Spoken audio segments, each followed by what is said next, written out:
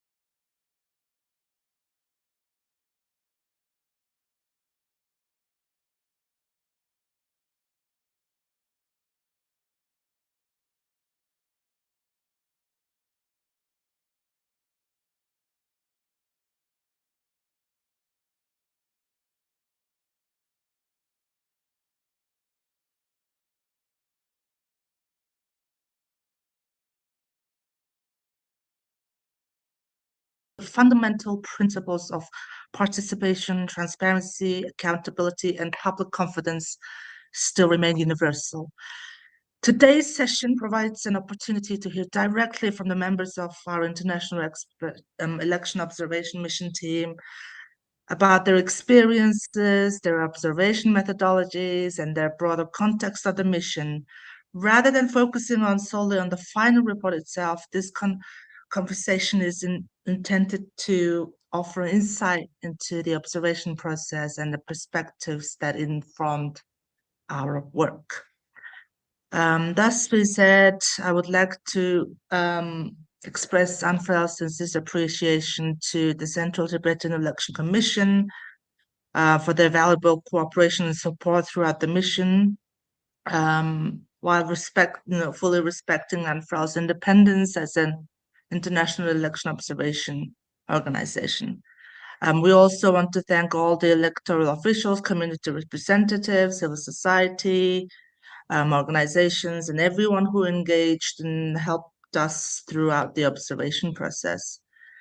And most importantly, I would like to thank our distinguished members of the observation mission.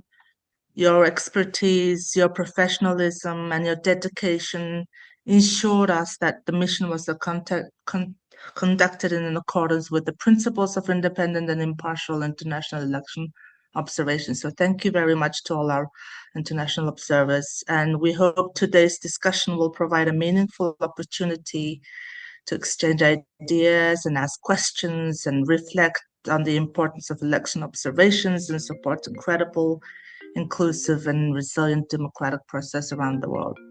So thank you again for joining us, and I hope we have a very engaging and interactive conversation today. And thank you very much. Over to you, John. Thank you, Alberel. Allow me to introduce your next speaker, Ms. Tensho Gyatso, born in exile in Dharamsala, India, is the president of the International Campaign for Tibet.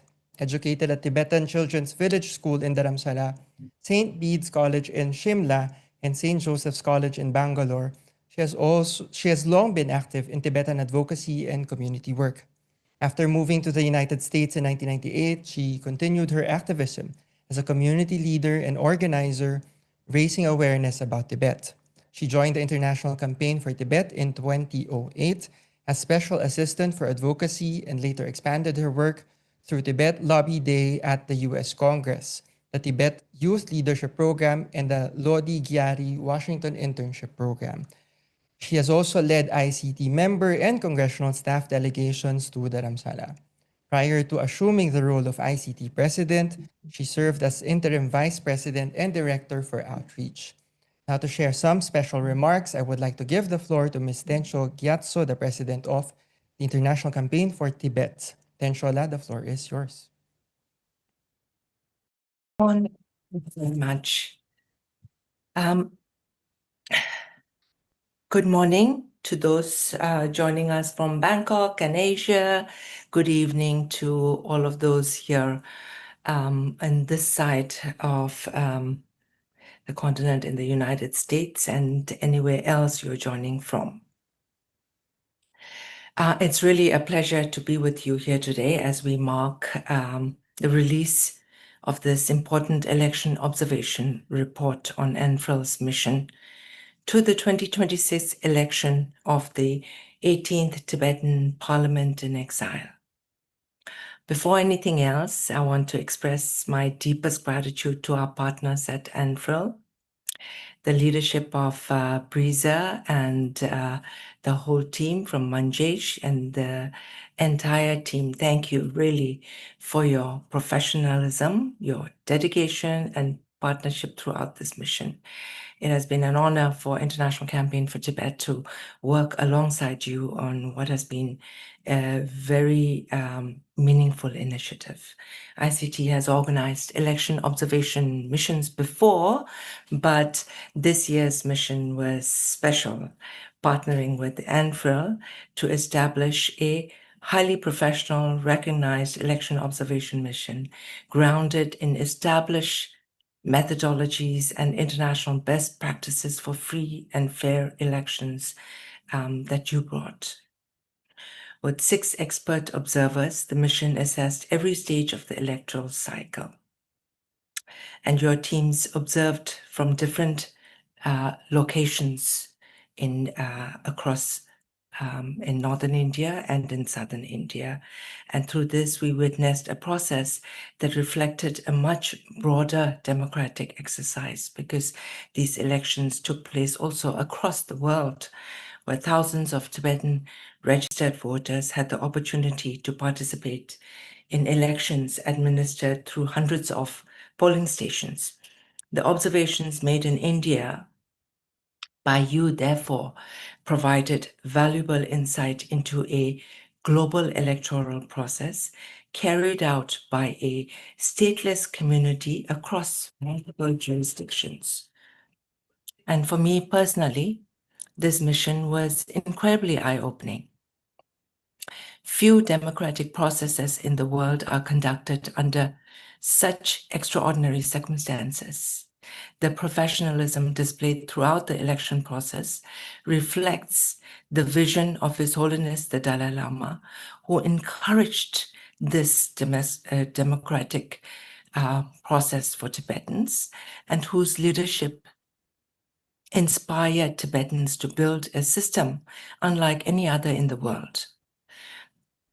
The Central Tibetan Election Commission administers elections for a globally dispersed Tibetan community living across dozens of countries without sovereign territory or the powers normally associated with the state. Yet, despite these extraordinary challenges, Tibetans have sustained democratic institutions for more than 6 decades. Witnessing that resilience firsthand was both humbling and inspiring. And for Tibetans across the world, these elections are not simply an exercise. They are a powerful expression of democratic self-governance, political participation, and the collective aspirations of the Tibetan people. That is why this mission matters. For ICT, this report carries significance beyond the electoral process itself. The CTA derives its legitimacy from the democratic participation of Tibetans around the world. Every voter, every election official, every volunteer, and every community that participates contributes to sustaining an institution that represents the aspirations of the Tibetan people in exile.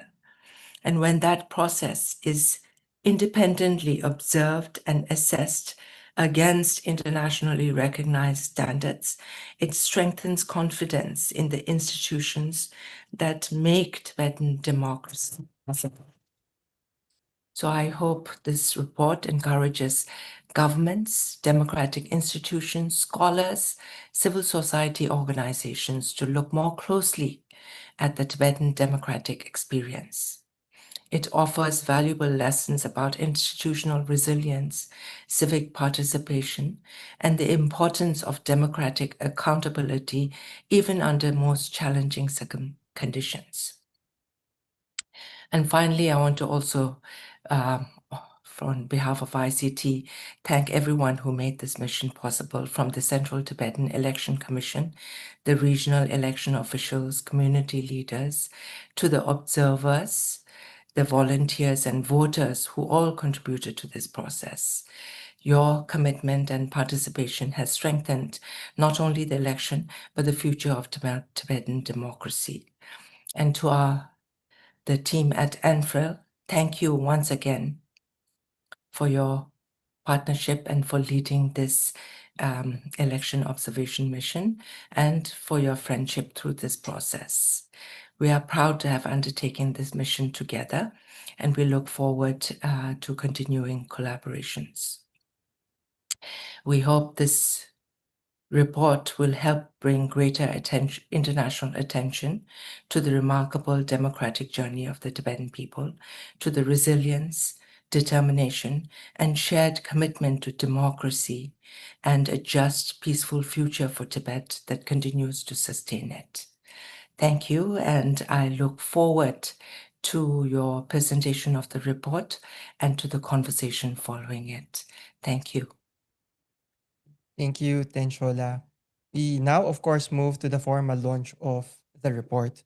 Our speakers would provide an overview of ANFREL's mission to the 2026 elections for the 18th Tibetan Parliament-in-Exile, presentation of key findings and recommendations, as well as remarks from our partner organization.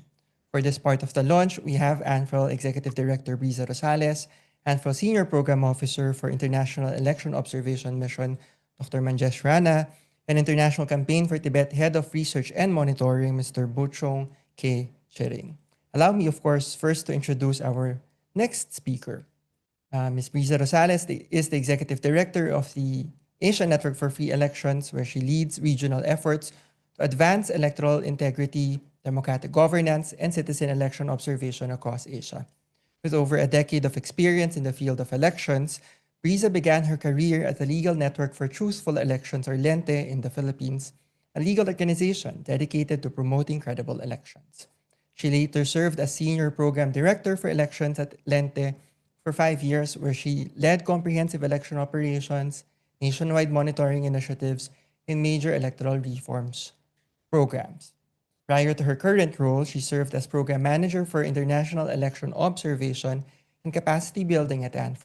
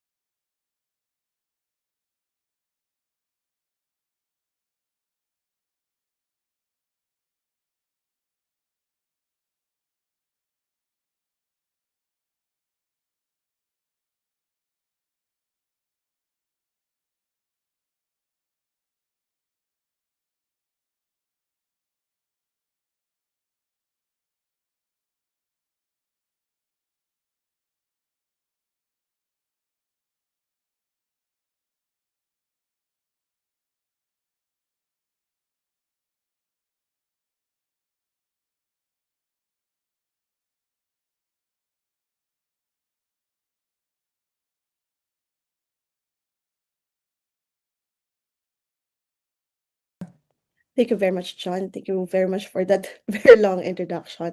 But I would like to express my appreciation also to Elberel and to Tenshola for giving an inspirational remarks before we present this the findings and recommendations.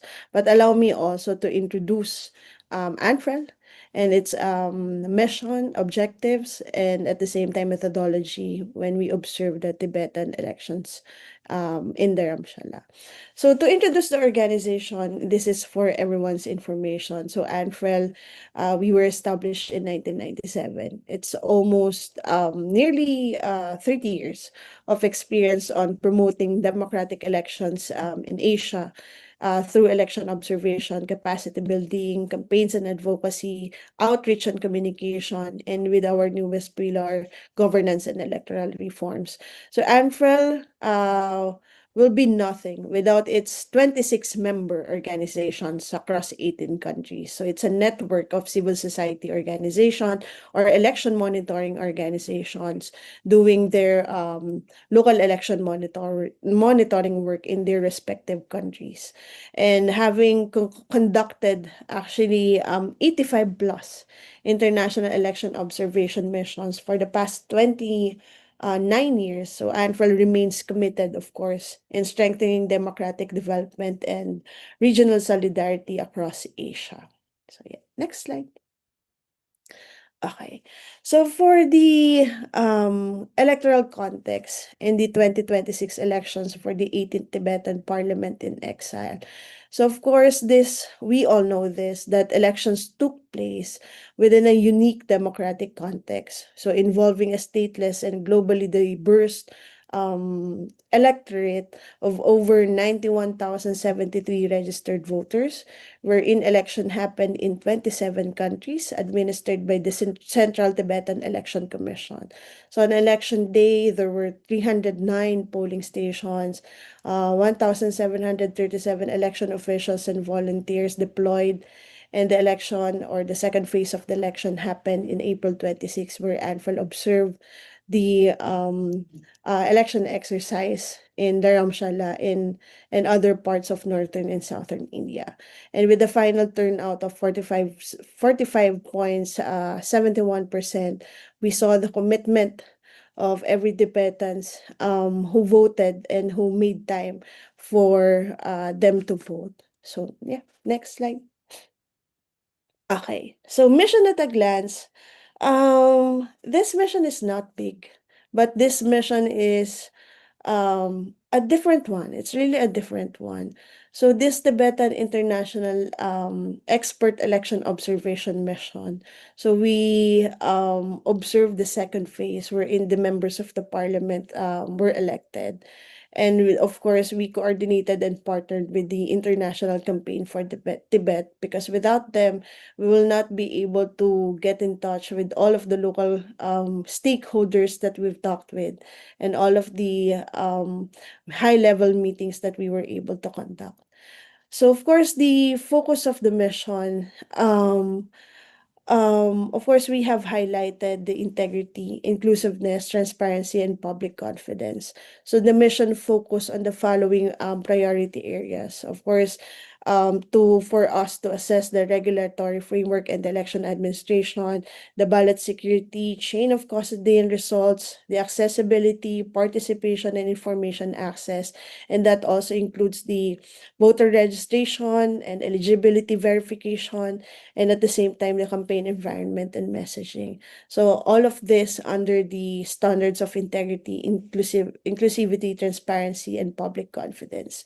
With a team of 7 international election observers coming from 5 countries. So we were also supported by local interpreters and local coordination staff for the election observation to happen. And we were involved during the campaign period up to election day. We also monitored the counting and results and the overall post-election environment.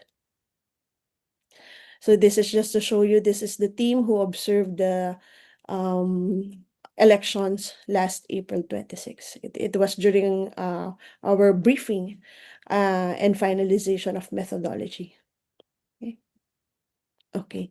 Just like Tenshala mentioned in her remark earlier, so we have covered the areas of Dharamshala, Bir, Dehradun, Missouri, Bailakupi, and Rajouri in Karnataka. So these are the different Tibetan settlements where we were able to observe during the April 26 elections. And we tried actually to went out from Dharamshala, so for us to cover the other areas. So this is just one country who just conducted election and in a different settlement. So just to highlight, there is a limitation when it comes to scope, but we were able to see what happened at least in India. Next. Okay, I have already mentioned it with regard to the mission scope and objectives, and it is for us to assess the legal and administrative framework, the participation of voters during campaign, polling, counting, and the results. And then when it comes to accessibility, voter information, and public confidence. So all of this, of course, is for us to produce evidence-based findings and recommendations. And of course, the focus where we conducted the observation is in the different key Tibetan settlements and institutional centers. So how did we conduct the election observation? And it was through stakeholder consultations. So interviews, there were also some focus group discussions, We have used standardized observation forms. So we base it in the legal framework available coming from their charter, the code of conduct, and then the election guidelines promulgated by the Election Commission also. So we have done a real-time reporting coming from our international observers. We have conducted also an internal debriefing. It's for us to do verification of findings and review of electoral rules and procedures for us to produce evidence-based recommendations. Of course. So for us to assess independently and impartially the findings, so we have been using the Declaration of Principles for International Election Observation and Code of Conduct for International Election Observers. We have used also the document with regard to model commitments on genuine elections and DOGP for non-partisan election observation. We have our own normative documents. It is a product of the Asian Electoral Stakeholder Forum. So we have also the Bangkok Declaration, the Delhi Indicators, the Bali Commitment, Colombo Pledge, and the Kathmandu Declaration for us to better assess the findings that we got during the election observation.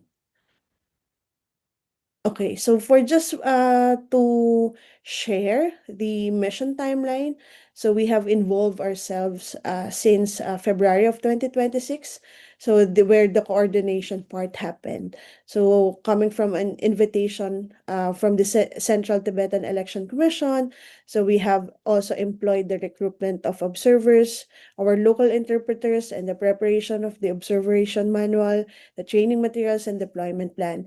And the mission phase happened in April 20. So 6 days before the elections, and we have continued observing the elections up to May 1. And the post-mission phase, that's the analysis part and the writing part, wherein we have completed the report, which will be available online later, and for hard copies that will be distributed to different election stakeholders and international partners. Okay, I think that's the end of giving information about the mission methodology, areas of focus, and an overview of what we have done during our election observation. So back to you, John. Thank you. Thank you, Breeza. For our next speaker, I guess, please again allow me to introduce our next speaker. Dr. Manjesh Rana is a political and electoral analyst, international election observer, and democracy and development worker with over a decade of experience working in the areas of democracy, governance, law, elections, and public policy. He holds a PhD focused on the social legal status of Tibetans in India with empirical research on citizenship, exclusion, state policy, and marginalized communities. He currently serves as Senior Program Officer for International Election Observation at ANFREL, where he has worked as an analyst and coordinator in several election observation missions across Asia, including in Indonesia, Sri Lanka, the Philippines, Nepal, and Thailand. He has also served as a fellow in public policy with the Delhi Legislative Assembly and has led major pan-India empirical studies on elections, policing, and public behavior with Lokniti CSTS. Earlier in his career, he served as assistant professor of constitutional law at the Campus Law Center, University of Delhi. Now, to present the key mission findings and recommendations, I would like to give the floor to ANFREL Senior Program Officer for IEEOM, Dr. Manjesh Rana. Rana, the floor is yours. Thank you so much, John, for such warm and kind introduction. And thank you so much, Breeza, for setting up the stage for the findings. And just to mention, Breeza is going to take care of the recommendations part, and I'll be sharing some of the important findings from the mission. So just to begin, ANFREL found that the election was conducted under a broadly coherent legal and regulatory framework. The Charter provides the constitutional foundation, while the election rules, code of conduct, and supplementary guidelines help define the key procedures for the election. At the same time, we also assess that the framework can certainly continue to evolve, especially in relation to digital campaigning online information integrity, candidate engagement, and clearer communication of enforcement decisions. So these are the areas which are becoming more and more important as political communication increasingly moves online. Moving to the finding number 2 regarding the election administration, ANFREL observed that the Central Election Commission indeed played an important and central role in maintaining the credibility of the elections. The process was administered not just in India, but across 27 countries with the support of regional election commissions, local officials, volunteers, and community structures. At the same time, ANFREL found that the limited permanent staffing and resources affect long-term institutional capacity, especially for year-round planning, training, voter education, and public communication. Moving on to finding number 3, it's regarding the voter participation and enthusiasm. ANFREL noticed strong civic commitment among many Tibetan voters. For many, especially older generations, the older cohort, voting was seen not only as a democratic right, but also as a responsibility towards the Tibetan cause and the continuity of democratic institutions in exile. However, ANFREL also found that enthusiasm for the final parliamentary election was comparatively lower when you compare it with the Sikyong elections, partly because the Sikyong elections had already been decided. Youth, first-time voters, and some mobile or scattered voters appeared slightly less consistently reached by voter education and candidate information. Moving on to the finding number 4 regarding the campaign environment. ANFREL's observation mission found that the campaign environment was largely peaceful, restrained, and low-key. ANFREL did not observe major campaign-related violence, intimidation, or serious disputes in the areas covered. At the same time, we found that the campaign remained limited in terms of issue-based discussion.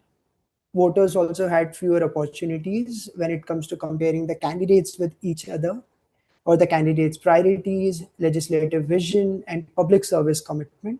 So ANFREL also observed that the candidate visibility and access to candidate information among voters, it also varied when you move from one location or one settlement to the other within India, and from one voter group to the other voter groups. Moving on to the D-Day, that is the election day, ANFREL observed that the election day was largely peaceful, orderly, and generally well managed in the areas covered. Well, all thanks to the CEC, the Election Commission for Tibetans. Polling stations were mostly well prepared. Green books, voter lists, they were all properly checked on the election day, and voters were also guided wherever there was a need. We also noticed that the community-based nature of the process, it certainly helped support special voters like elderly voters and the others who required some sort of assistance.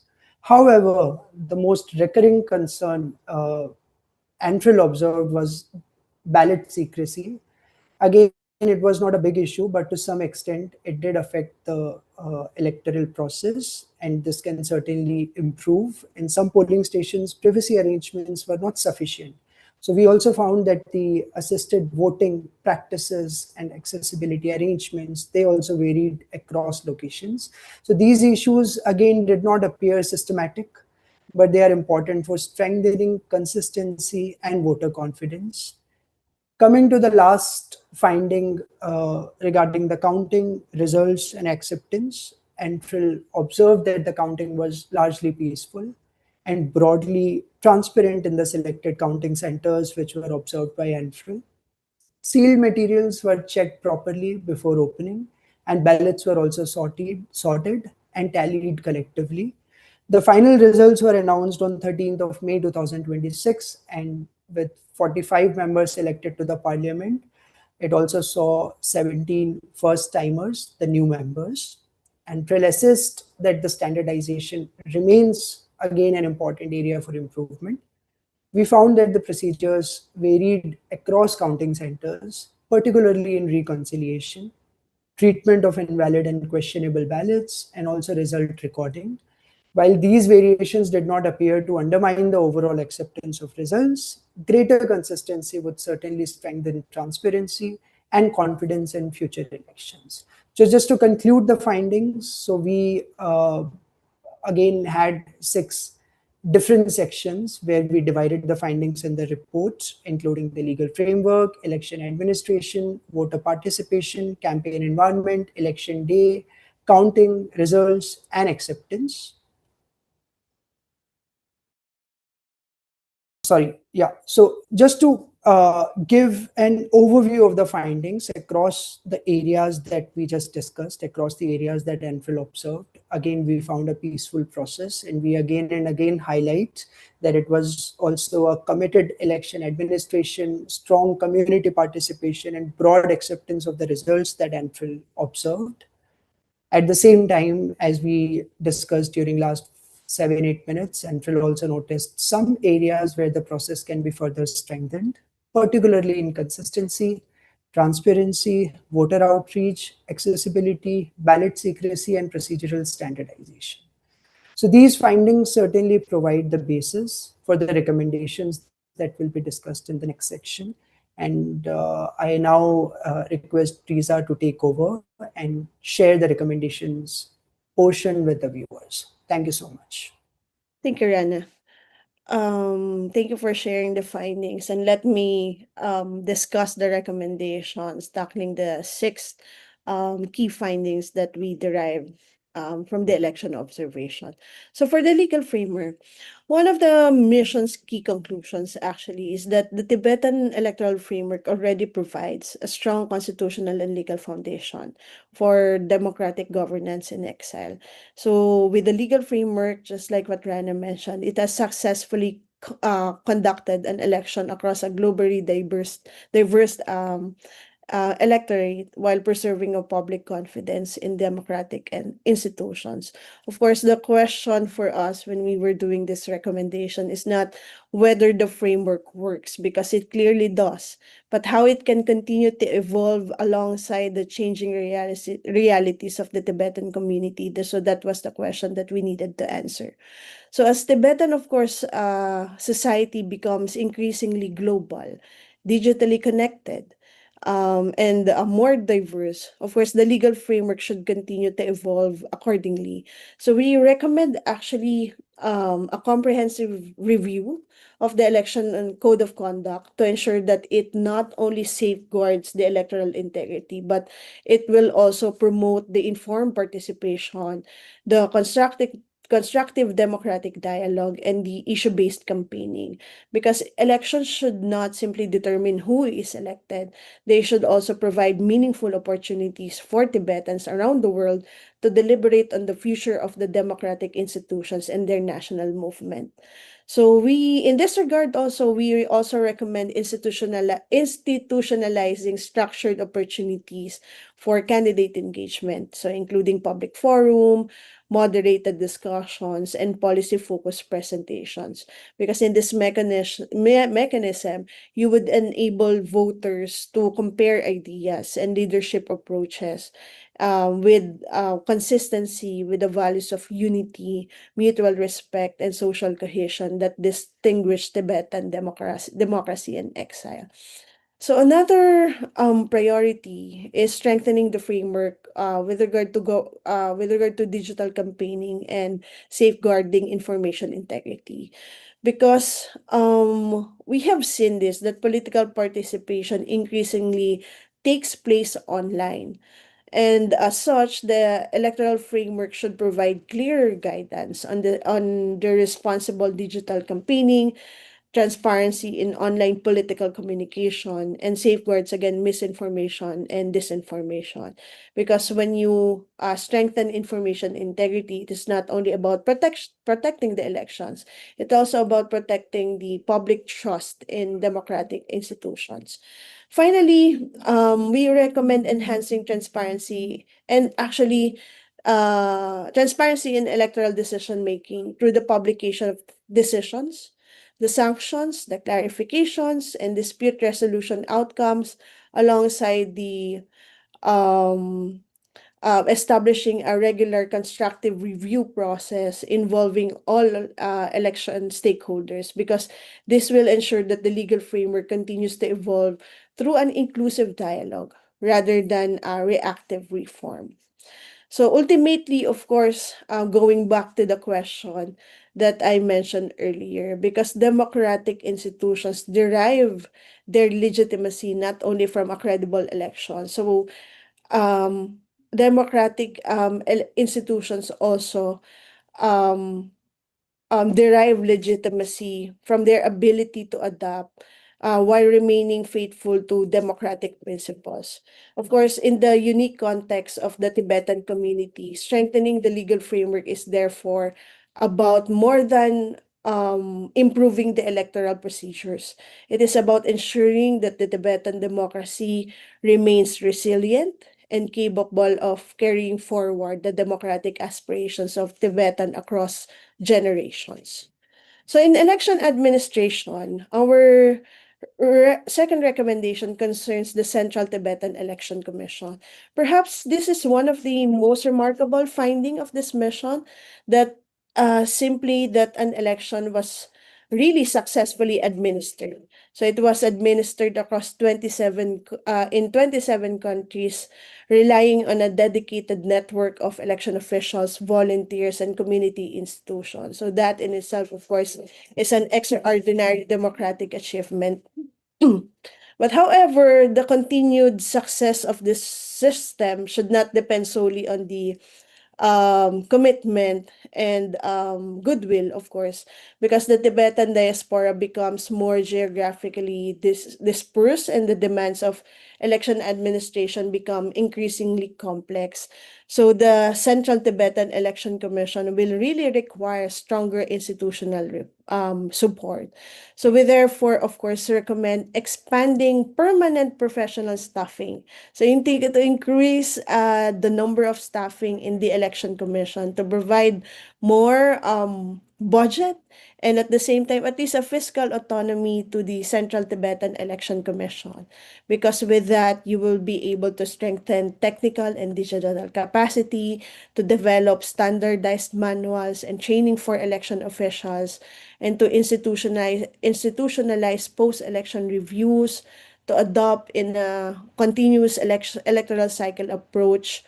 So instead of concentrating activities only during election periods. So ultimately, when you strengthen an election commission, so it is not, of course, simply about improving administration, because you would want to ensure that the future generation will inherit an institution which is resilient, professional, and capable of sustaining democratic governance. The third recommendation when it comes to voter participation. So, of course, throughout the mission, we witness something very powerful, because many Tibetans did not vote simply because they had the right to vote. We actually saw that they voted because they believe it's their commitment and responsibility to the Tibetan community and to the future of Tibet. So that sense of civic duty is one of the greatest strengths of Tibetan democracy. So at the same time, we have observed that this commitment, um, it was less evident on first-time voters, because of the election also that happened for the Sikyong election. So for this reason, voter education should move beyond explaining how to vote. So Harana has highlighted that it should also explain why voting matters. So we recommend targeted civic education for the youth. So and to make it more inclusive, to make it bilingual and more accessible voter information, with stronger candidate information platforms, proactive digital communication, and outreach to communities, on which communities which are harder to reach. So including young Tibetans living abroad and more mobile populations. So we also, of course, encourage periodic reviews of the electoral calendar to reduce participation barriers created by migration and livelihood patterns. Next is the recommendation concerns on campaign environment. because of course we have mentioned that the defining characteristic of this election is that it's very peaceful and respectful. So candidates largely view themselves as serving the community rather than competing against one another. So that is the significant strength and one that deserves to be preserved. So of course, with part of the our recommendation, we therefore recommend creating more structured opportunities for candidate engagement. Just like what I mentioned, for the Central Tibetan Election Commission, for them to initiate, coming from themselves, to do public forum, moderated discussion, and standardized candidate information, because it will encourage the participation of more voters. And you would want also to see more participation coming from women, youth, and of course, emerging leaders. I think that's one of the important information that we got also. So to ensure that the parliament continues to reflect both the diversity and the evolving aspirations of Tibetan communities worldwide. At the same time, we also recommend that hopefully there will be more opportunities to strengthen civil society organizations and community institutions that will ensure that democratic engagement will extend beyond election day and will become part of their everyday democratic life. On election day, with our fifth recommendation, we have mentioned that the election day was peaceful, orderly, professionally administered. So the recommendations we make are therefore more on refinements to an already credible process. So we recommend, of course, strengthening the ballot secrecy. So we have seen on how the Tibetans voted. So hopefully there will be more strengthening mechanisms with regard to ballot secrecy, to standardize the assisted voting procedures, who will be allowed to assist. So hopefully it will be written in their manuals and election regulations.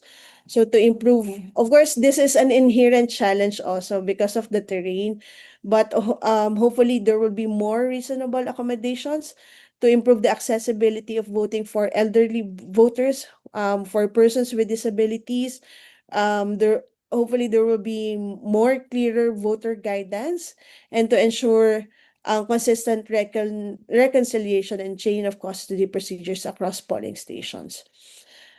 Of course, the safeguards that I have mentioned, it may appear technical, but of course they serve a much larger purpose, because every improvement protects the secrecy of the ballot. It will guarantee equal access. It will strengthen confidence in the voting processes. Lastly, of course, with counting results, the acceptance of results, and the future of Tibetan. So our final set of recommendations concern about the results management and the post-election process. So the acceptance, we saw that the election results is ultimately a reflection of public trust. So we observed that this trust remains remarkably strong within the Tibetan community, and it preserves uh, it should be preserved, and it must remain a central priority. So of course, we therefore recommend greater standardization of the counting procedures, more clear guidance on invalid ballots, so more consistent result reporting, stronger complaint and dispute resolution mechanisms, and regular post-election reviews. So it is our way of saying that the election is a process. It doesn't end on election day itself. It doesn't end on counting. It doesn't end on the public announcement of the results. It continues in a cycle where the election commission and the other stakeholders needed to communicate to the public with regard to dispute resolution mechanisms, and with regard to post-election reviews that will allow institutions to learn and improve every electoral cycle. And of course, one final recommendation, of course, from ANFREL, coming from the findings that we have discussed. And this is broader than any individual reform that I have mentioned. Of course, democracy should not be viewed as something that happens every 5 years. So it should be viewed as a continuous process of learning, adaptation, and strengthening institutions. For us in ANFREL, the Tibetan democratic experience has become one of the most remarkable examples of democratic self-governance by stateless people. So its continued success will depend not only on conducting credible elections, but also in ensuring that each election leaves the institutions stronger than before.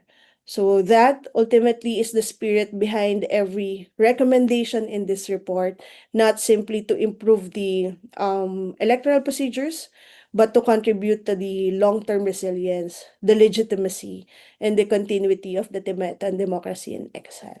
So thank you very much. Thank you, Rana and Briza, of course, for the presentation of the key findings and recommendations, the report. I'm showing here the slide with the QR code of the report. So for those who are joining us here on Zoom and also watching our live stream, you can scan the QR code to visit read the full report. You can also, of course, just visit our website at anfrel.org. Moving forward onto our next speaker, please again allow me to introduce him. Bochung K. Chering was born in Tibet and his family fled to India in 1960 following the Chinese Communist invasion. He studied in India and received a Bachelor of Arts in English Literature from the University of Delhi in 1982. He later worked as a journalist with the Indian Express in New Delhi before joining the Central Tibetan Administration in Dharamsala in 1984. He served as editor of the Tibetan Bulletin, the official journal of the Central Tibetan Administration, and has worked in the office of His Holiness, the Dalai Lama in Dharamsala, as well as the Office of Tibet in Switzerland. He currently leads the Research and Monitoring Unit at the International Campaign for Tibet. To share his remarks on the key findings and recommendations presented today, I would like to give the floor to ICT Head of Research and Monitoring, Mr. Bochung K. Chering. Bochung La, please. The floor is yours. Thank you, John. And it's with pleasure that I have to make these comments to the findings and recommendations, because the whole experience, as I think Tenchana mentioned, has been very educative in more ways than one. So I wanted to first divide the findings into philosophical findings and technical findings, because you may not have said it like that, but from what you mentioned in the findings, I get these feelings. In the philosophical findings, there are three things that you have observed. First is that you have recognized the unique nature of the Tibetan democratic process, borderless, across many countries, different time zones, different situations, everything coming together in a way that you may not have assumed it might be in a different situation. So that democratic system falls into play very well from your findings through the skeletal infrastructure that the present election commission and the CTA has, and that seems to be one of your philosophical findings.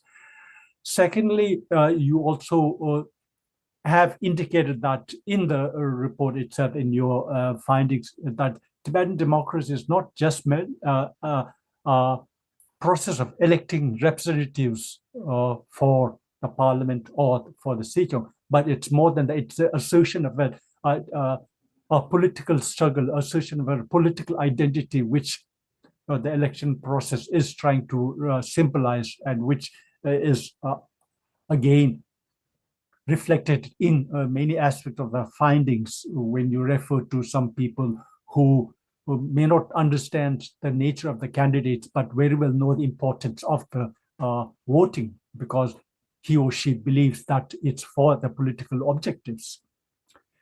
Thirdly, because of that, I think you seem to have the report seems to have the philosophical finding that to the Tibetan people, democratic process is not the end, but the means to resolving the political struggle. Because oftentimes democracy is seen as the end in a free country where the governance is the only end, and good governance is the only end. And again, in the findings, you say several times how people look at the findings, as I mentioned earlier, as a way to reflect their political aspirations and how that can be achieved by the leadership. So these are the three main philosophical findings your report reflects.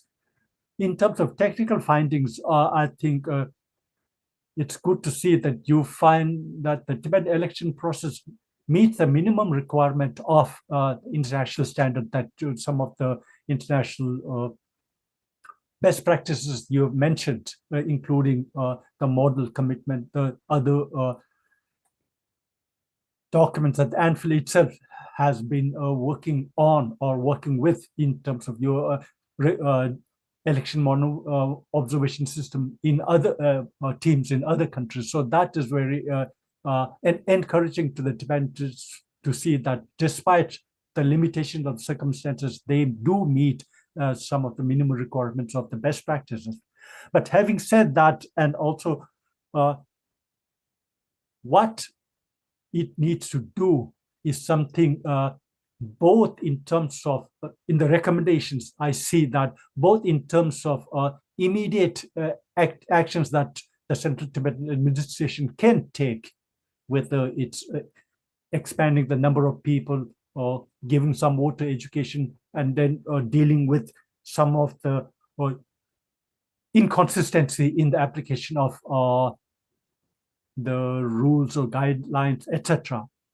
But behind that, I see a bigger recommendation that you are making. That's namely that the Central Tibetan Administration should see the election not merely as an art, it's a process of election, but also as a science, which also involves lots of considerations of frameworks and jurisdictions and perception and everything that needs to be there. That within that, you have mentioned strengthening the institutional capacity of the Tibetan Election Commission. And that's important, not merely to increase the number of people, but more, you mentioned about having permanent professional staff that can guide the Tibetan Election Commission throughout the year. That is important, so that the Election Commission doesn't become active only during a small period of the election process, and then it stays silent for the rest of the year. If that is happening, that also needs to be considered by the Election Commission and the CTA in terms of bettering the already existing democratic system and making it better.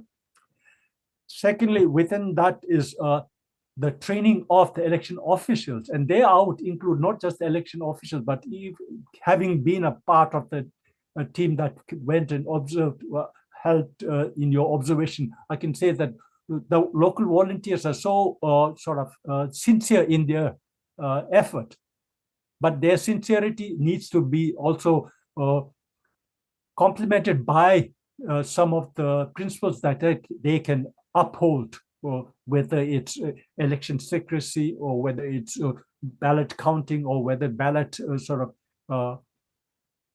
transfer, ballot box transfer after the election, etc. All the local officials need to understand many of the aspects that are even through perception could pose problems if it's really looked at carefully. So those things, I think, can come about through this election officials training at the local level.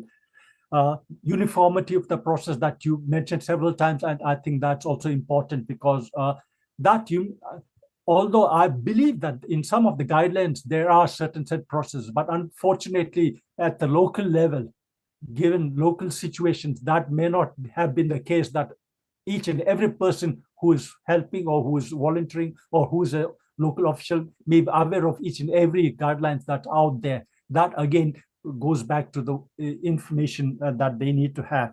Then improving voter education is certainly important for the many things that you mentioned there, including first-time voters, young voters who need to be given information. But within that, I think also your recommendation includes improved voter education, both on the candidates, but on the voter themselves also. Voters knowing about candidates is absolutely important. But more important also the voters' responsibilities. For example, many of the, you are concerned about ballot secrecy. That concern can be addressed if voters individually know what they should be doing, behaving. Should they be bringing along somebody? Should they be consulting somebody else in the process? That can be, even without election commission, if the voter is aware of those things, that would be helping in the process. So overall, I think I would certainly feel that as much as all your stated recommendations would be crucial in helping the Tibetan election better, your unstated recommendation about the election commission and the Central Tibetan Administration having to change our thinking process on what election is and to sort of abide by international standards or go by international or best practices that might be out there in the election of organizing system to be incorporated into the unique Tibetan democratic process in exile, which would make both the vision of His Holiness the Dalai Lama to provide democracy to the Tibetans fulfilled, as well as the Tibetan struggle to have its strength based on a stable governance system. Thank you very much. Thank you, Bochongla. I know in the program, it has been mentioned that we take the group photo towards the end, but just as a vibe check for everyone, before we open the floor to participants for questions, may we request everyone to turn on their cameras, if possible, for a group photo as part of the launch before we proceed to the question and answer portion. This is being recorded, so we can take a screenshot later, but to my colleagues who's handling the technical end of the Zoom meeting today, launch, can you take a screenshot? I will count, no? For those who can turn on their cameras, please do so. If not, we completely understand. But I will count so that we have a cue. Okay, 1, 2, oh, okay, we see people turning on their cameras. Okay, great. 1, 2, smile. One more, please. 1, 2, 3. Okay. Now that I have everyone's attention, and that we have gotten away with, we're done with the photo opportunity. We now open, of course, the floor for questions. Please, as a reminder again, please use the raise hand function. I'm not sure if there's a raise hand function here. Please use the raise hand function for those participating via Zoom and wait to be acknowledged and introduce yourself before asking your question. You can also use the chat box for questions if you don't want to speak. But to those who are watching our live stream on our social media pages, please use the comment section. The floor is now open for questions. If you have questions or clarifications, maybe some reaction as well to the report, that would also be welcome. Yes? While we wait for the question, of course, I have one question to start it, no? Because this usually is how it is, no? People are shy first, but maybe I would like to start with a question, no? I was going through the report, and I think also hearing from what has been said today, especially with the remarks and reactions to the report. One thing is clear to me, that it's something that is quite transformative as an experience for those who have observed the elections. I wanted to hear from Rana and Riza as well about their experience. This seems like an episode of the podcast, but like I wanted to I wanted to beyond, of course, the technical recommendations and observations that you have provided already. And as Bochon has divided this reaction, no, the philosophical part of it and the technical part of it. But more in the philosophical part of it, how has been your experience observing the elections? And why is this particular observation of the elections quite a transformative experience for you? Who would like to go first? Rana Please. will go first. Rana. Okay. Yeah. Thank you, John. Certainly, it was a unique experience, not just for me, for all of us, because this was the first time that ANFREL was observing an elections for a community who has been trying to survive in the exile, including their political and electoral identity, and how effectively they were doing it despite not, being at the same place, or despite lacking the territorial jurisdiction, because they are certainly dependent on the each country's legal framework, and they have to conduct these elections within that. So just to see it going through again is a unique and special experience, and something that I personally had not experienced during our previous election observation. Of course, on the one hand, like Buchungla also mentioned, that there is also the philosophical context that voters and also us, we were also emotionally involved with the entire process. So there is always that background. How do I put it? This feeling of emotions that the democracy needs to be strengthened anyhow, even if they do not have a state, and even if the population exists in a stateless situation, but it certainly need to continue. So there was certainly a philosophical angle to it. People were also emotional, but at the same time, we also looked at very impartially independent and putting in all the international best practices, the best procedures which are on the line, the principles and methodology that should be applied to any independent state election. So we did not really compromise with that, because our role was also to look at it, like Buchungla said, through the lens of technical aspects, methodology, best practices, and see how exactly this entire experience can be further strengthened or improved for the Tibetan population in exile.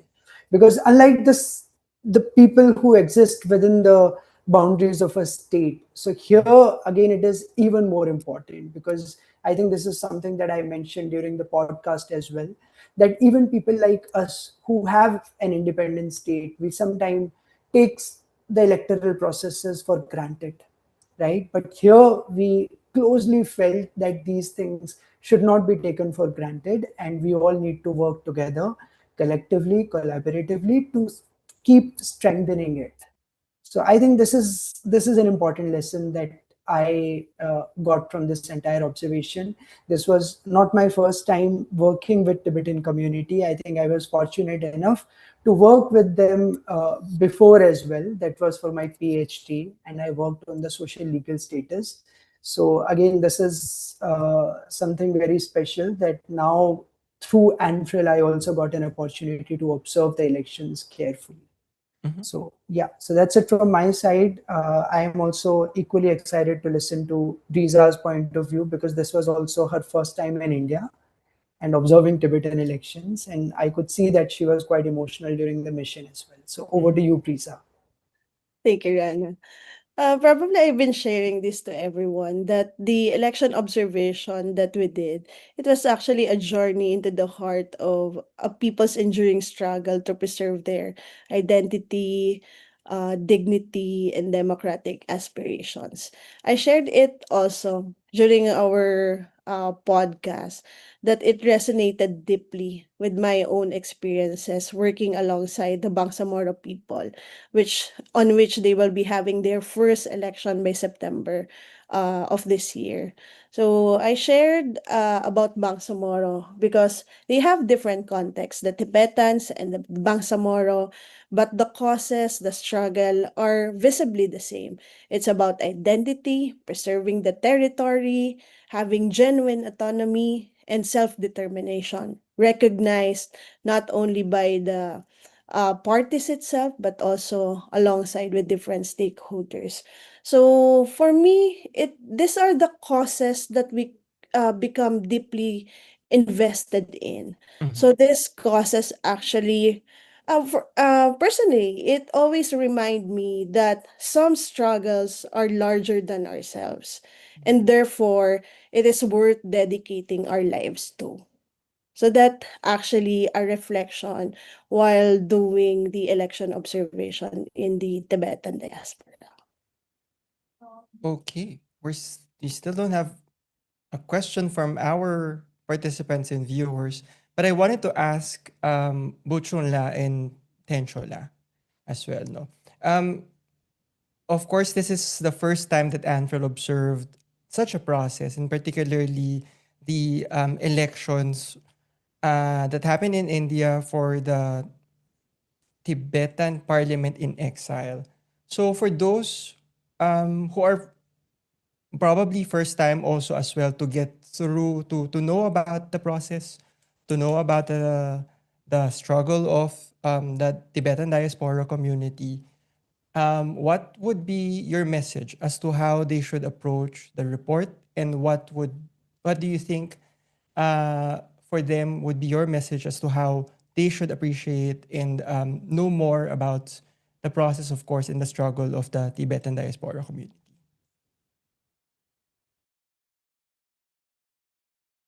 Anyone can take the question. Tenshola or Bochona? Both of you can take the question. Angela, please. Ujula.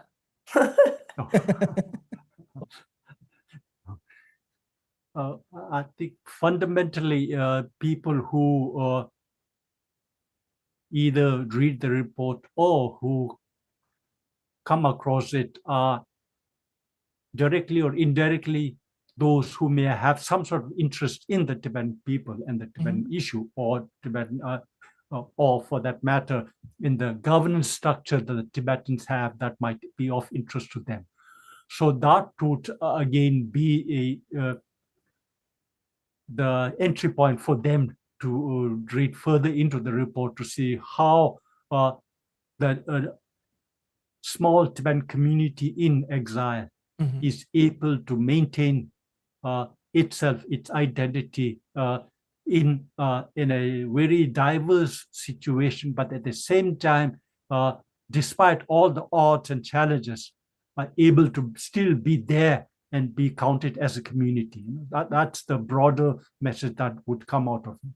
And in terms of the technical democratic governance itself, I think people should look at this report to see how His Holiness the Dalai Lama had the foresight right in 1959, 1960, 61, in establishing an institutionalized system which developed over the years, but nevertheless the skeletons were there in the early years of the exile, or in the form of the parliament and some of the department.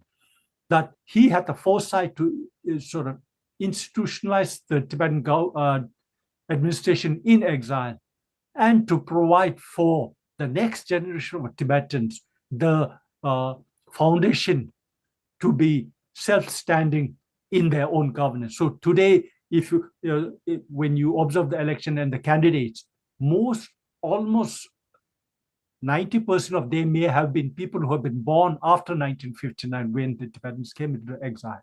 I don't know how many they may be before that. But so these are people who have been brought up in an exile situation, but who nevertheless are using their democratic governance system to continue their sense of affinity with their people and their political conviction. So that's my feeling.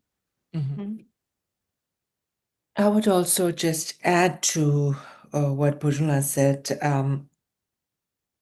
One thing I noticed, during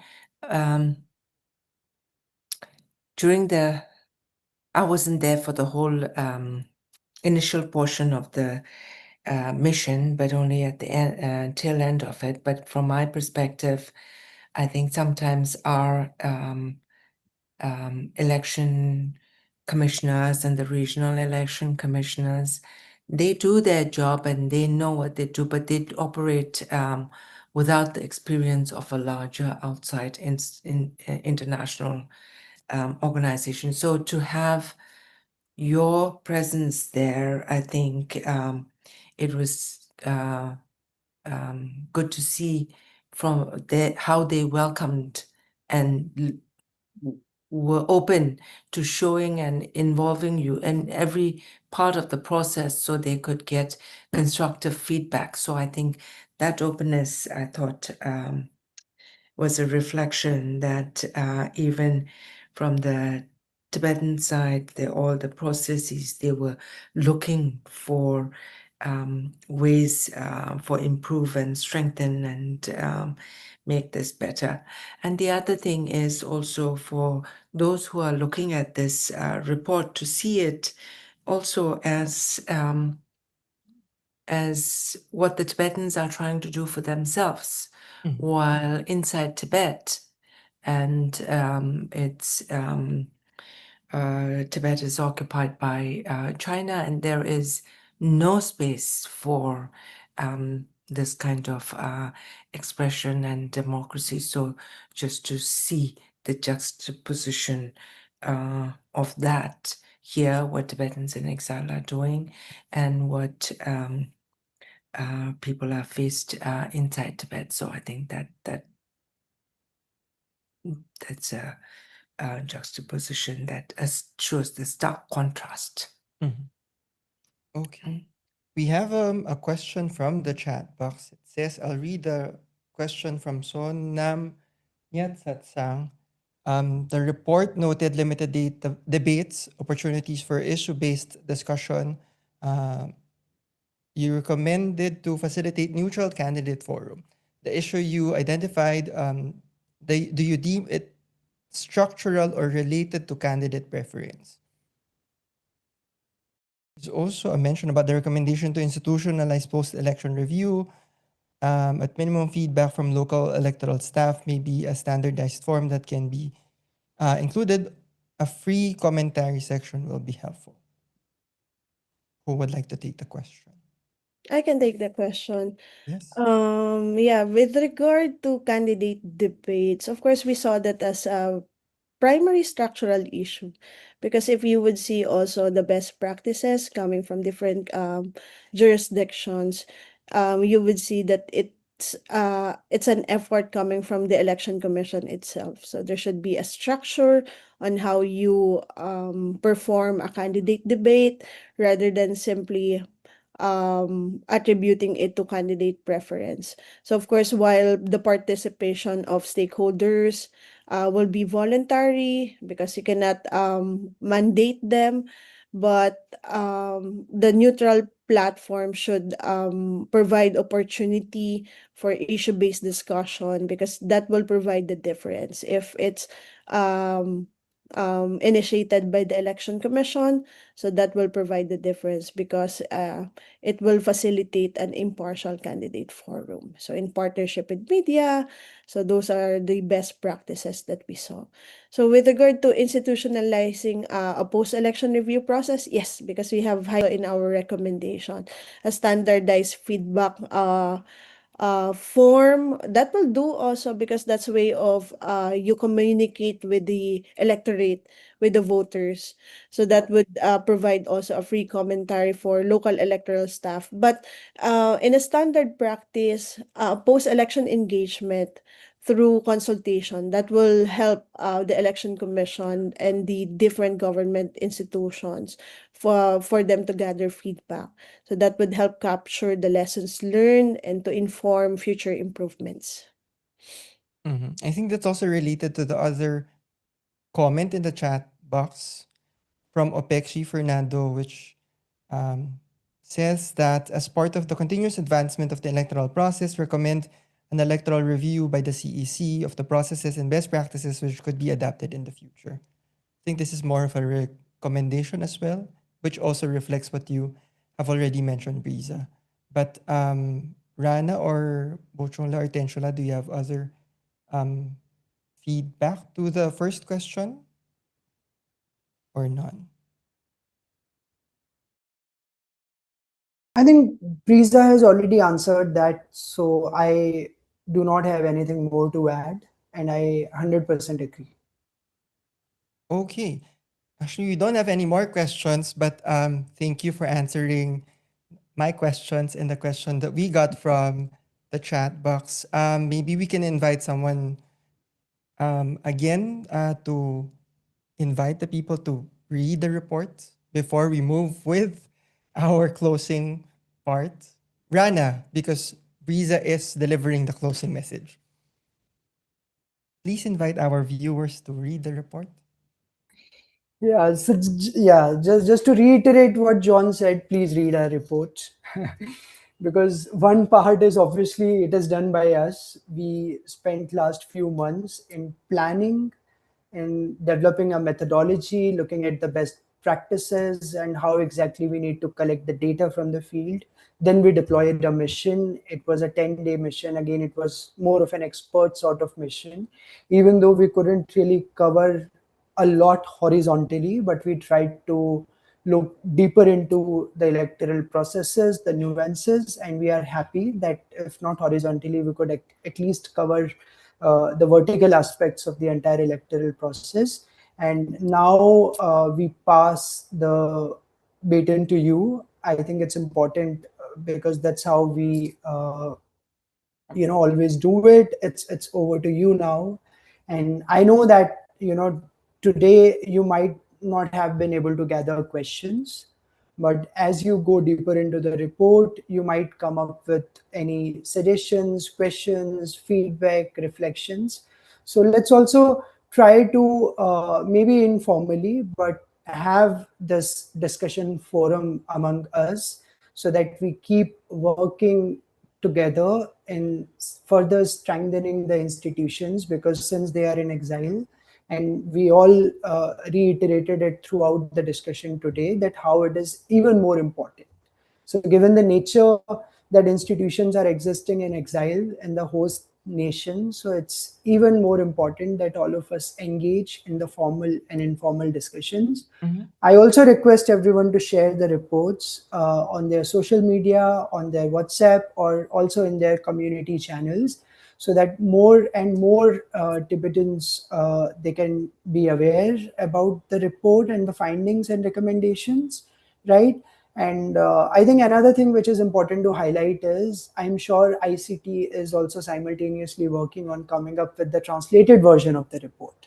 So hopefully we'll have the Tibetan version as well for the ones who are not very comfortable in English. So excited to collaborate, talk to each other. Language should never be a barrier. So that will be the last message from our side. And if we have more questions, we can still spend 5 or 6 minutes more. If any of the viewers or the online participants, if they have put in any questions or suggestions in the comment section, right? We understand it's very early in India because we observed the elections among Tibetan diaspora in India, and it's quite early. So maybe we'll have the questions later in the comment section and we'll be active.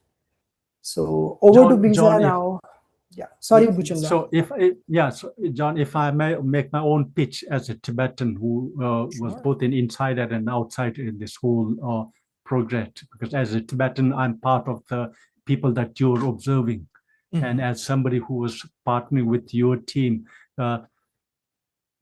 looking at reading this report, I can clearly see that it has much value for the Tibetan people. And they, in the audience here, I can see that there are some representatives of the Tibetan associations here in North America. I hope they can not only read the report themselves, but also distribute it to their members in their respective community. And if they want copies, and if they're not able to access it, they can get in touch with ICT, us, and we'll be able to sort of forward copies of the report to your members. I think if you can let other community people know, so that the more people know about this report and the recommendations, the better we'll be prepared for the next time round. Okay, thank you for Thank that, you. Bochongla. No? So please reach out to ICT and ANFREL if you want to have access to the report. Of course, it is available on our website. So please download, read, and we'd also love to hear your feedback as well. our lines are open. You can also reach out to us via our email, anfrel@anfrel.org. We don't have any more questions, so now we move to the closing part of the program. To deliver her closing remarks, may I invite back ANFREL Executive Director, Ms. Briza Rosales. Briza? Yes, thank you, John. Thank you actually once again to everyone who joined us today. But my special thanks goes to ICT, to Tenshala, to Bungshula, and then of course to Elberel, who made her time to give her opening remarks. So hopefully this launch actually will be the beginning of deeper conversations about Tibetan democracy.